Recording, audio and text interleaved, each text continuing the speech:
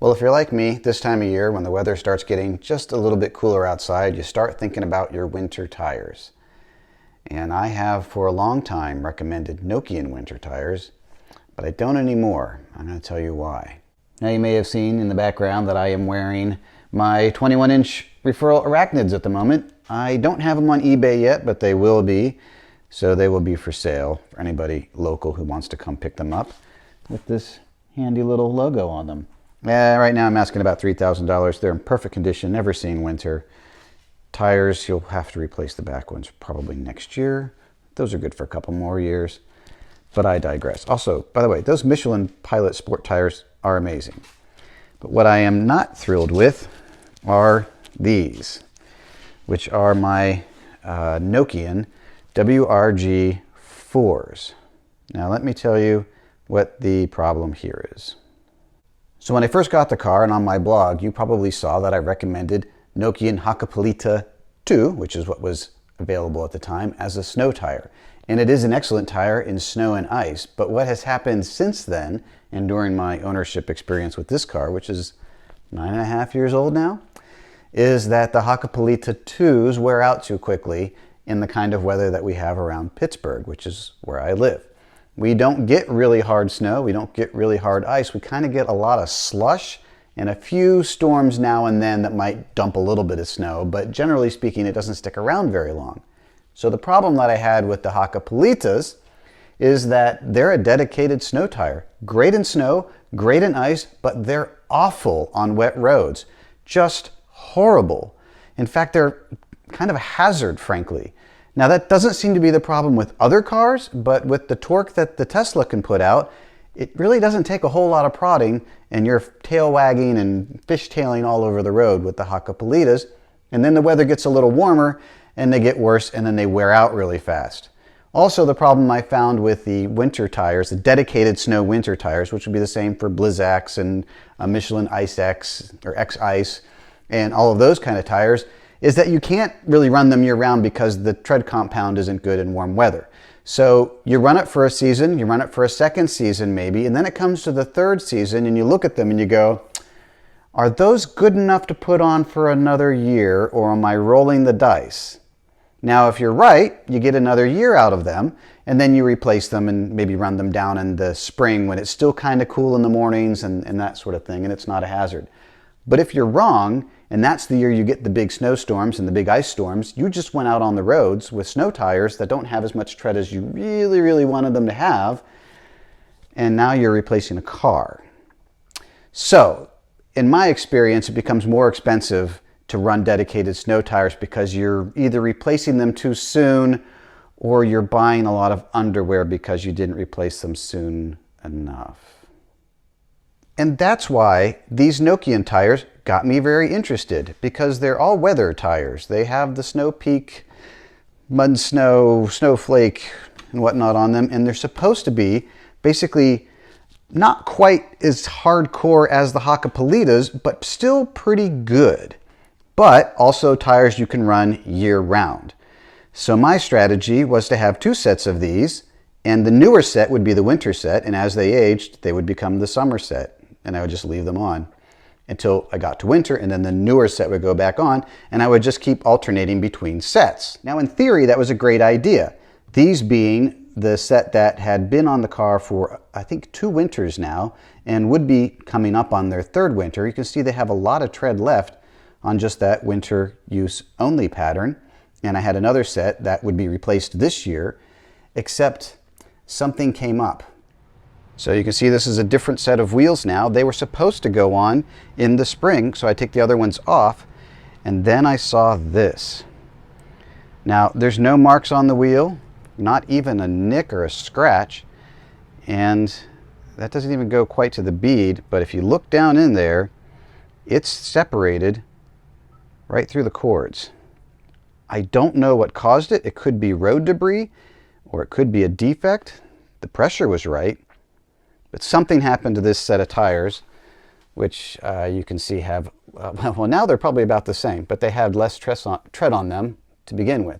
So they were supposed to be my summer set of these tires. And that was the whole beauty of this idea, was that when they were no good for winter use anymore, you could then put them on and just run them as summer tires and probably get a couple summers out of them.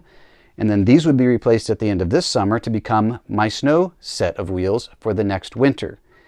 But now I can't run them in the summer because I don't trust this. So these were supposed to be the winter tires for this coming winter, and were supposed to be taken off, but I couldn't because of the defect or the problem, whatever it was, in the gray tire. So I've had to run these tires until I put on to get some more life out of these Michelin ones. So all of that comes back full circle in that it was a great idea to have these tires to put on the car and alternate sets, so you had the good set on in the winter and the old set on in the summer, and then they went back and forth, except for while these WRG all-weather tires do work year-round, and they're good in the winter, not as good as a Hakkapeliitta, but they're very, very close, and in our kind of weather, they're actually better because they're good on the cold, wet roads, but they're horrible, and I mean just horrible, on warm, wet roads. So on dry roads, they're fine, no big deal. On warm roads, they're fine, no big deal.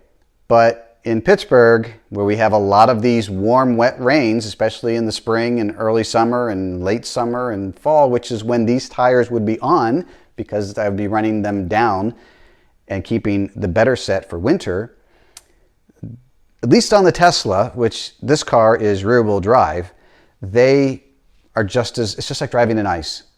You give it a 60 or 70 degree day where it's been raining, especially if it's been a light rain, just a little bit of rain, and it's that surface bit of the road, on the road, and you might as well be on an ice skating rink. It's just ridiculous, to the point where I even suggested to my wife, who doesn't normally drive this car, that maybe she doesn't want to drive it when it's wet out. Now, it could be the weight of the car, it could be the rear-wheel drive bias, it could be that I've just acclimated myself to driving like a hooligan in it, and I can't do it without counter steering and fishtailing everywhere, and I don't like that. But those tires are not any good on warm, wet roads, which means they're not good in all weather. So because of this cut in the tire, that takes at least one out of my set of 4 that I can't use right now, and that's why they've stayed off the car in the months that they would otherwise have been on. And I've instead taken my winter tires and I've now run them to the point where they're just going to be my next all seasons, and I'm going to replace the tires that are on these wheels sometime before the snow flies. I still like this idea of having a tire that can do all conditions and then alternating back and forth between the good set. I think that is really sound because you're really maximizing the use out of the tire, assuming that you don't have a defect. But I just can't buy these tires again knowing how bad they are on the Tesla on these warm, wet roads. So they really are a hazard. So that's why I'm going to try the Michelin Cross Climate 2, which seems to be getting good reviews from other people. And it's really okay because these tires were kind of at the end of their tread life anyway. So I could have gotten maybe another 5-6 months out of them, but not like that. Now I may run, pick the best of those 3 that are left and run mismatched wheels for a few months just to get some more use out of it, but we'll see. I think those are going to be next. They're going to be Michelin Cross Climate 2s, and hopefully they're better. Now I know it seems like I'm throwing Nokian under the bus here, and they do deserve a little bit of criticism because they weren't super fast to get their Russia assets dispersed and production moved otherwhere, but that's okay. I understand wanting to do business in Russia, not as a Finnish company perhaps, but that's a whole nother issue. But these are the WRG4s that are used on my wife's car in the winter. I don't know if you can see in there, but they're Subaru Outback wheels. And on the Outback, they've been fine. Of course, the Outback is a flat 6-engined car, so it is got a lot of power, but it doesn't have the kind of torque that the Tesla has. And then you add that with the all-wheel drive, and these seem totally fine on it. So we will. And they really wear very well on that car because it's, I think, lighter is probably the main factor. So we will definitely run these more, but I think I am also going to replace the next set on the Outback with the Michelin Cross Climate 2s just in case, just to see how they are. As if that wasn't enough tire talk, just to show we have the full gamut here. These are the Blizzaks that we use on our Mazda CX-5, which is for my daughter, and will be my winter beater since she's at college. These are great tires. That's what a dedicated snow tire would look like, though, generally speaking, tread-wise, versus these all-weather tires, which have a little bit more of a highway-type grip. Now, the Michelin Cross Climates have a totally different pattern on them, but I hear that they are supposed to be really good on everything, so we're going to try those next. So we get a lot of criticism in the comments about I don't get to the point fast enough, and that's okay because this content is free to you and pays me nothing. So the information's useful, great. If you haven't made it this far, then I'm sorry. But the conclusion is, if you live in a place that has really, really harsh winters, you do want a dedicated snow tire. I don't mean to suggest you don't. What I am suggesting is that if you were going after this all-weather tire approach, especially on an electric car, because they're all kind of torquey that way, you need to be aware of the limitations on them, which I wasn't aware of when I bought these tires because they were basically brand new at the time. But they're not good. They're not good in the warm, wet pavement. They just aren't, especially on a rear-wheel drive car. And I imagine probably the same problem happens on the front-wheel drive cars if they've got a lot of torque, which EVs have. So I will be trying something else. And the Michelin Cross Climate 2 seems like the best contender at the moment. I'll get back to you once I've had, well, probably a couple years experience with those. Anyway, hope this was somewhat useful to you and gives you a little bit different perspective on the all-weather tire kind of problem. All right, so thank you for watching, and as all the YouTubers say who do get paid, like, follow, and subscribe.